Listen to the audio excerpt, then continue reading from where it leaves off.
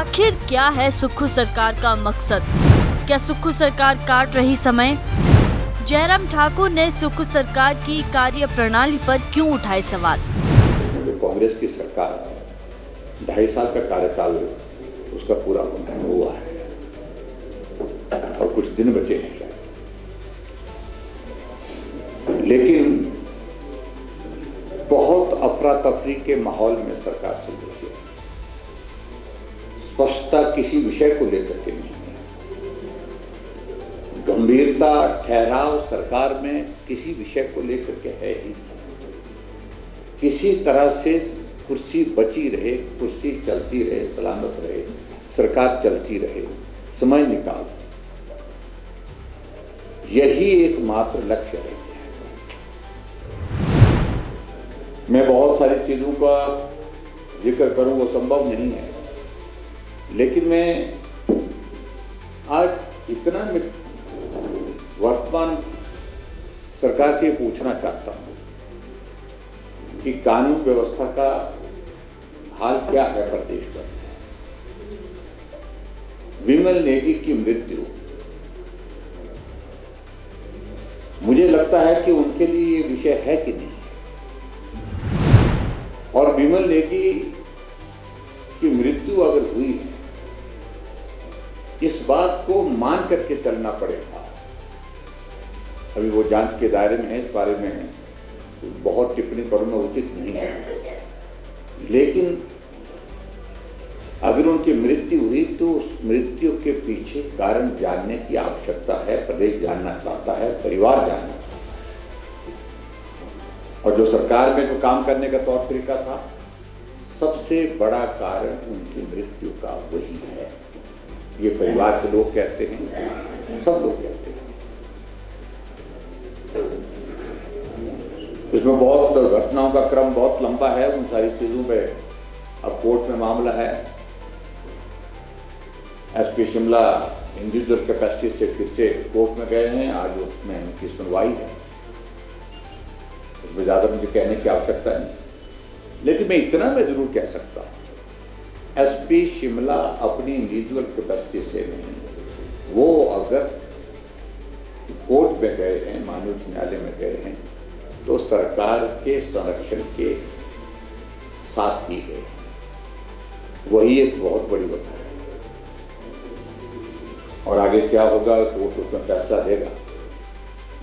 मित्रों, इसके बाद मैं ये जरूर कहना चाहता हूं, कुछ दिन पहले एक घटना घटित हुई कालाअंब में, और कालाअंब में एक शराब की अवैध फैक्ट्री पिछले 2 वर्ष के लगभग समय से चली हुई है,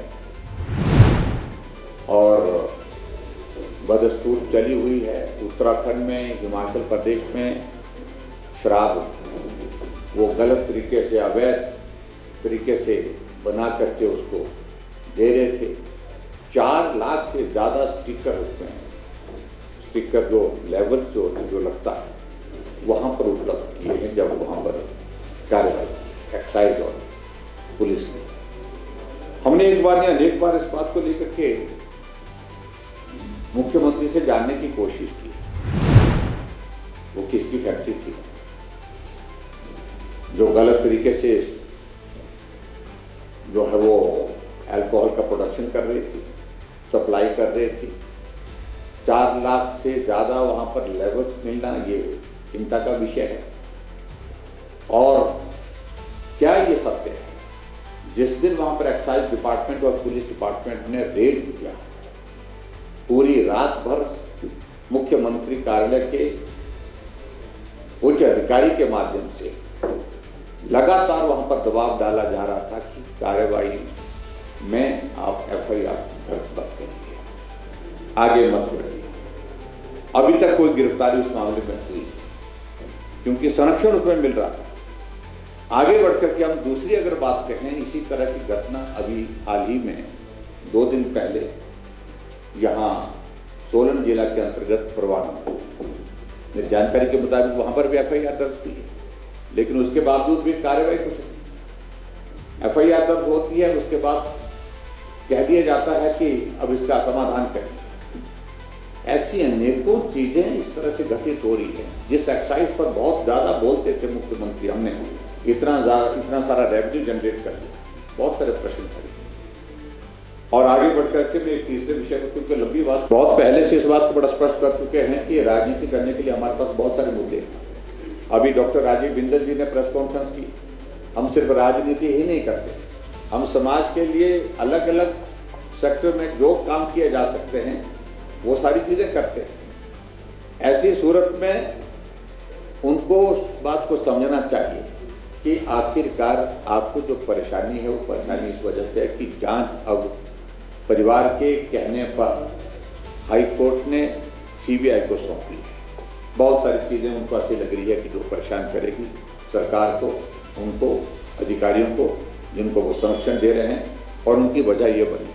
और मेरी ओर से सिर्फ इतना ही उनको कहना है कि आप अगर सच्चे हैं, अगर आपकी सरकार ने गलत नहीं किया है तो विचलित होने की आवश्यकता नहीं, लेकिन प्रश्न आपने खुद खड़े किए हैं। आपने जो रिकॉर्ड और जो एविडेंसेस हैं उनको डिस्ट्रॉय करने की कोशिश की है, जांच को प्रभावित करने की कोशिश की है। अगर एसपी शिमला 2 बार एलपीए में गए हैं, वो आपसे पूछे बिना नहीं गए, आपको पूछ करके गए हैं। इन सारी बातों का जवाब आपके पास कोई नहीं।